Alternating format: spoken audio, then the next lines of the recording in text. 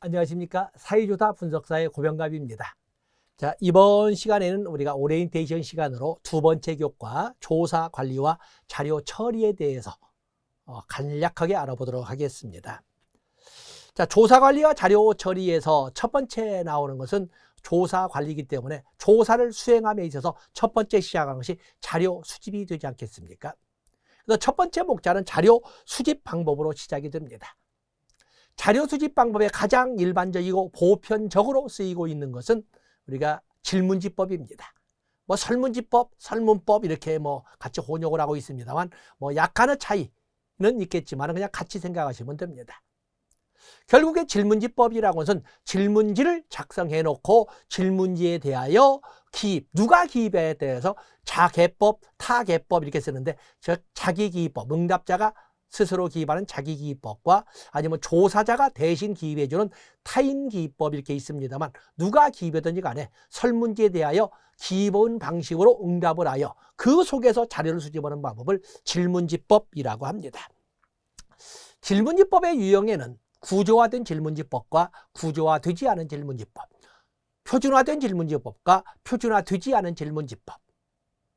보통 구조화된 질문지법이라고 하는 것은 응답 가능한, 보통 우리가 코딩이 되어 있는 응답 가능한 자료를 모두 제시해주고 그 중에 하나나 아니면 여러 개를 선택하도록 하는 방법을 구조화된 질문지법, 표준화된 질문지법이라고 설명을 합니다. 보통 우리는 그를 객관식이라고 하고 선택형이라고 합니다.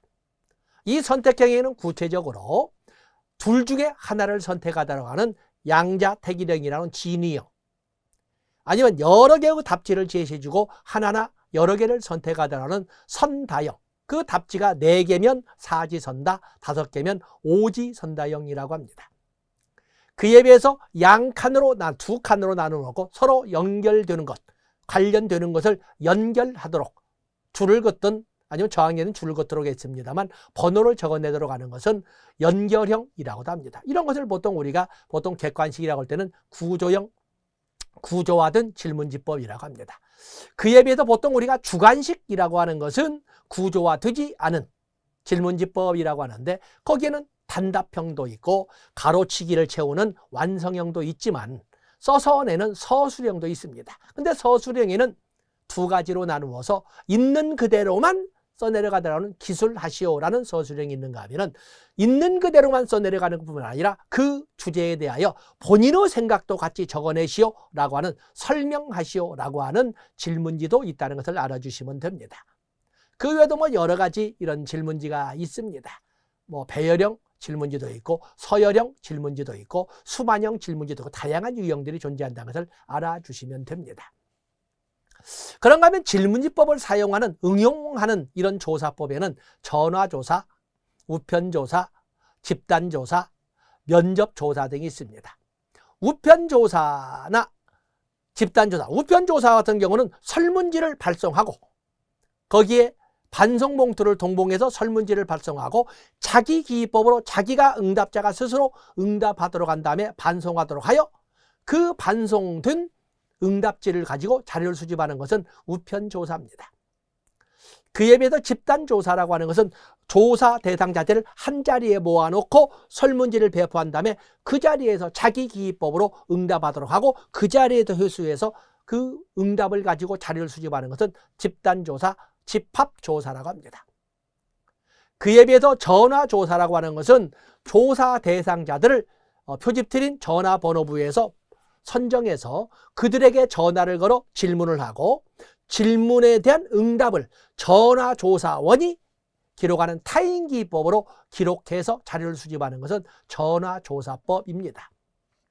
그에 비해서 면접조사는 서로 면대면 관계 속에서 서로 대화를 가지고 하되 거기에서 대화가 나올 적에 그 응답을 면접관이 타인기입법을 가지고 기록해서 자료를 수집하는 것은 면접조사라고 합니다. 누가 기록하느냐를 가지고 자기기입법, 타인기입법, 자개법, 타개법 이렇게 쓰고 있습니다만 모두 질문지법의 응용이라고 할 수가 있는 것입니다. 그런가 하면 질문지법은 워낙 보편적이게 나올 수밖에 없는 거고 그 다음에 우리가 보는 것이 인간의 역사에서 가장 오래되었던 지금도 보편화되어 있는 바로 이런 것은 우리가 관찰법이라고 할 수 있습니다. 관찰법이라고 하는 것은 관찰, 현재의 행동을 관찰해서, 현재의 상황을 관찰해서 자료를 수집하는 것을 관찰법이라고 하는데, 관찰법은 다양한 방법의 관찰이 있습니다. 어떤 기준을 가지고 나누에 따라서 관찰이 다르겠습니다만, 언제나 나오는 것이 관찰의 시기와 관찰 대상의 행동이 발생하는 시기가 일치한다면 직접 관찰이라고 합니다. 관찰의 시기와 관찰 대상 행동이 발생하는 시기가 서로 다르다면 관접 관찰이라고 합니다. 관찰하고 있다는 것을 관찰 대상자가 알고 있으면 공개 관찰이라고 하는 것이고, 그러지 않다면 비공개 관찰이라고 합니다. 그런가 하면 관찰의 방법을 인간의 자연스러운 시각을 중심으로 하는 오감을 통해서, 시각 중심의 오감을 통해서 관찰한다면 인간의 직접적 관찰이라는 것이고, 어떤 기계, 요즘 뭐 기계를 이용한 많은 이런 자료들이 있지 않습니까?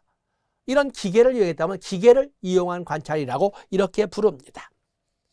그러면 상황을 어느 조작을 했으면 인위적 관찰, 그냥 조작 없이 있는 그대로를 관찰한다면 자연적 관찰 등으로 이렇게 분류하고 있습니다. 그런가 하면 표준화시켰으면 통제 관찰, 체계적 관찰, 표준화시키지 않고 그냥 있는 그대로 한다면 비통제 관찰, 비체계 관찰, 이런 것처럼 이 관찰의 방법도 다양하게 이렇게 분류를 하는데, 그것들 하나하나가 역시 여러분들의 출제 범위에 들어와 있다라고 이렇게 보시면 되는 겁니다. 그러면서 반드시 출제가 되는 것이 또 뭐가 있냐면 관찰자와 참여자, 관찰자와 참여자의 문제가 있습니다. 이들 관찰 때 우리가 관찰의 종류에도 참여 관찰과 비참여 관찰과 준참여 관찰이 있는데, 이 관찰자의 입장이 완전히 그 관찰 대상자의 한 구성원이 되어서 같이 살아가면서 자료를 수집하는 이런 것은 완전 관찰이라고 합니다. 근데 이 완전 관찰, 참여 관찰이라고 하는데, 참여 관찰에도 완전 참여자가 있고 완전 관찰자가 있습니다. 그 때문에 우리가 보면 완전 참여, 완전 관찰이라고 이게 설명할 적에는 보통 그 관찰자가 신분을 공개하지 않고 그들 구성원의 한 사람이 되어서 같이 살아가면서 자료를 관찰을 하고 자료를 수집한다면 완전 참여자라고 합니다. 완전 참여자는 결국에 신분을 공개하지 않고 부드럽게 표현했지만 사실은 그 구성원들에게 자기 신분을 속이면서 그야말로 관찰을 하고 자료를 수집하는 방법이거든요. 그러다 보니까 신뢰성이 존재할 수가 없다는 점에서 윤리적 문제가 있고, 어쩔 수 없이 아니라 하더라도 자기 자신의 주관적 가치가 반영될 수밖에 없기 때문에 객관화에 문제가 있는 것이고 과학화에 문제가 있는 것이 완전 참여자가 되겠어요. 그에 비해서 완전 관찰자라고 하는 것은 역시 마찬가지로 완전이란 단어는 신분을 공개하지 않고 단지 참여 없이 관찰만 할 때에는 완전 관찰자라고 합니다. 자, 이런 식으로 뭐 두 가지만 했지만 완전 참여자, 완전 관찰자, 관찰자적 참여자, 참여자적 관찰자 등의 이런 그 분류, 관찰자의 위치를 가지고, 그다음 역할을 가지고 분류하는 것도 꼭 출제가 되는 것이라고 여러분들이 봐주시면 되겠습니다. 다음에 우리가 자료를 수집할 때는 면접법 안 볼 수가 없는 거죠. 면접법. 우리가 면접법, 그러나 면접법은 면대면 관계 속에서 주로 언어를 매개로 하여, 즉 대화의 방법을 가지고 자료를 수집하는 것이 면접법이 되겠어요. 면접법도 당연히 종류가 나올 수밖에 없지 않습니까? 미리 정형화된 면접 계획표를 만들어 놓고 그 절차대로만 움직이는, 질문하고 기록하고 이런 것은 구조화된 면접, 표준화된 면접이라고 하는 것이고, 그에 비해서 자유재량으로만 이끌어진 것은 비표준화된, 비구조화된 면접이라고 할 겁니다. 기본 면접 계획표는 수립해 놨지만 그걸 중심으로 하지만 어느 정도 재량을 가미해서 하는 것은 반구조화된 면접이라고 할 수가 있는 것입니다. 면접이라고 하는 것은 많은 장단점이 있습니다. 단점부터 한다면 비싸지요. 면접관은 전문 훈련을 받은 전문가입니다. 그리고 면접을 통한 자료 수집이라는 것은 한 번 만났다고 해서 자료가 수집되거나 그러지는 않습니다. 그러다 보니까 여러 번에 걸쳐서 만나야 되고, 여러 번에 걸쳐서 만난다고 하더라도 긴 시간을 가지고 만날 수는 없거든요. 면접이라는 것은 시간 제한적 의사소통입니다. 그러다 보니까 당연히 시간이나 비용이나 노력상에서 어쩔 수 없이 비쌀 수밖에 없습니다. 그래도 면접관이 이해를 못하는 피면접자를 위하여 부연 설명을 한다거나 탐색 질문, 프로빙이라고 합니다. 프로빙 잘 나오지요. 이런 방법을 통해서 깊이 있는 내용까지 조사할 수 있다는 점에서 아주 좋은 자료 수집 방법이라고 하는 것이 면접이 되겠습니다. 그다음에 현지 조사라고 하는 실사관리가 있습니다. 실사관리. 우리가 보통 실사관리에서는 먼저 실제 현지조사 등을 할 때에는 조사원이 아주 중요하죠. 조사원이 제대로 조사원이 제대로 자료를 수집할 수 있는 교육이 필요한데, 이 조사원 교육에는 일반 교육, 전문가스럽게 출장을 시킬 수 있는 자세 교육, 또 안전 교육, 또 조사표 종류에 관한 교육, 또 현장 직무 요령에 관한 교육, 이런 교육 등이 존재를 합니다. 때문에 조사원의 직무에 대한 교육을 통해서 소위 전문가로서 조사원이 파견될 수 있도록 이렇게 해줘야 되는 거거든요. 그래서 각각의 단계마다 조사의 단계는 조사 전 단계, 조사 대상자와의 만남, 접촉 단계라고 면접 단계, 조사 실제 조사 수행 단계, 조사 후 단계, 각각의 단계마다 조사원은 어떤 직무를 수행하는가도 여러분의 실질적으로 여러분들이 현장에 나가서 할 거기 때문에 그냥 시험용으로만 공부하지 마시고, 내가 만약에 전문가로서 조사에 임한다면 이런 단계에서는 어떤 역할을 주로 하는구나를 숙지를 시켜놔야, 내 걸로 만들어놔야 됩니다. 여러분의 역할이니까. 또 그러면 조사 참여 인력에는 단순히 조사원만 있는 것이 아닙니다. 프로젝트 연구원도 있고, 전체 조사 전체를 기획하고 설계하는 프로젝트 연구원도 있고, 그리고 조사 자료 수집 과정을 총괄하는 조사 지도원, 자료 수집 과정 전체 과정을 총괄하는 것은 바로 조사 지도원이라고 합니다. 그러면 자료 수집이 정확한지, 수집된 자료가 정확한지를 검증하는 것을 검증원이라고, 그리고 범주화해서 부호화하는 것을 코더라고 해서 그쪽을 우리가 부호 기본이라고 합니다. 그 외에도 입력원, 또 실제 자료를 수집하는 조사원 등으로 조사 참여 인력에는 단순히 조사원만 있는 것이 아니라는 것도 꼭 알고 있어야 됩니다. 그리고 나서 실사 품질 관리를 하게 되는데, 실사 품질 관리, 실제 조사를 한 자료의 품질을 관리할 적에는 소위 자료 수집에 대한 보고서는 설문조사의 결과를 가지고 1차, 2차, 3차 검증을 하게 됩니다. 1차 검증이라는 것은 현장에서 육안으로 체크하는 방법입니다. 이건 뭐 굳이 말 안 해도 1차 검증은 현장 조사로서 육안 체크를 합니다. 2차 검증은 에디팅이라고 설명을 하는데, 응답이 충실했는지, 혹시 응답이 부족하지는 않았는지를 알아보는 것으로서 에디팅의 과정을 통해서 합니다. 그리고 3차 검증은 어떤 문제가 있을 때 직접 응답자에게 다시 연락해서 문제의 원인을 한번 규명해 보는 것을 3차 검증, 전화 검증이라고 합니다. 1차, 2차 검증은 정합성, 오류가 있느냐 없느냐를 찾아본다는 데에서 1차, 2차, 현장 검증, 에디팅과 같은 것은 정합성 점검의 과정이라고 하고, 3차 검증, 전화를 통해서 응답자가 진짜 당신이었는지, 응답자가 확실했는지, 또 응답자가 응답을 했다고 해도 그 문항에 문제는 없었는지를 확인해 보는 것은 3차 검증, 전화 검증이라고 하는데, 이때는 신뢰성 점검이라고 합니다. 3차 점검, 신뢰성 점검이라고 합니다. 그리고 나서 이렇게 하고 나면 자료를 처리하게 되는데, 자료를 처리하면서 소위 부호화하고 코딩을 하고 그리고 입력을 하게 되는 것입니다.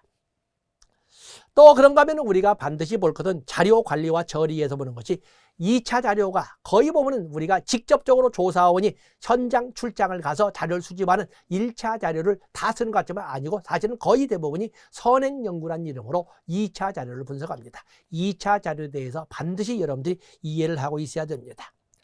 그런가 하면 변수에 대해서 2개 이상의 값으로 표현될 수 있는 사물의 속성을 변수라고 하는데, 변수 반드시 4문제가 나옵니다. 그런가 하면 측정과 측정의 도구인 척도, 측정과 측정의 도구인 척도에서, 척도에서도 역시 4문제 정도가 출제가 될 겁니다. 측정이란 이름으로, 척도란 이름으로 해서 명목 측정, 서열 측정, 등간 측정, 그리고 비율 측정, 각각의 척도에서 역시 4문제 정도가 나옵니다. 그 다음에 좋은 조사나 좋은 측정의 조건을 우리가 조사의 양호도, 측정의 양호도라고 하는데 그중에 대표적인 것이 바로 타당도와 신뢰도가 되겠습니다. 타당도라고 하는 것은 조사의 정직성, 진실성을 말하는 것이고 신뢰도라고 하는 것은 검사나 조사의 안정성, 일관성, 신빙성 또는 예측 가능성, 동질성 등을 이렇게 신뢰도라고 합니다. 그 때문에 측정을 할 때 인간은 신양이기 때문에 많은 오류가 있지만 어느 부분에서 문제가 생길까, 하자가 생길까를 분석하기 위해서는 역시 타당도와 신뢰도 개념을 아셔야 되고, 타당도를 측정하는, 신뢰도를 측정하는 방법을 다 여러 가지 방법들이 쭉 나와 있는데 역시 여러분들이 알고 있어야 되고, 타당도와 신뢰도의 관계도 여러분들이 인식을 하고 있어야 됩니다. 그리고 나서 본격적인 자료 처리가 되는데, 본격적인 자료 처리의 3단계는 코딩의 단계인 부호화의 단계, 그다음에 펀칭이라고 하는 입력의 단계, 그리고 클리닝이라고 하는 정합성 점검의 3단계를 거쳐서 이렇게 자료가 처리된다는 것도 알아주시고, 요즘은 보면 코딩의 단계가 이제는 교양 과정으로 이렇게 초등학교에서 수업이 되다 보니까 코딩의 영역에서 출제 비중이 좀 높아지는 이런 느낌이 있고, 우리가 또 전문가이기 때문에 정합성 점검인 클리닝 과정에서 출제의 범위가 좀 높아지는 이런 경향도 있다는 것을 알아주시면 되겠습니다. 어쨌든 시험을 볼 적에는 첫 번째는 여러분 스스로에 대한 믿음, 그리고 어쨌든 저와 인연을 맺었기 때문에 어쨌든 여러분과 또 인연을 맺게 된 고병감에 대한 믿음, 자, 이런 믿음을 가지고 우리는 합격을 향해서 가는 것입니다. 처음부터 불신으로 시작되면 안 됩니다. 어쨌든 선생님들 스스로도 믿어주시고, 또 저와 인연을 맺은 여러분들의 당연히 믿음도 있겠지만 저에 대한 믿음도 꼭 가져주시고, 어쨌든 본 수업 시간에 뵙도록 하겠습니다. 고맙습니다.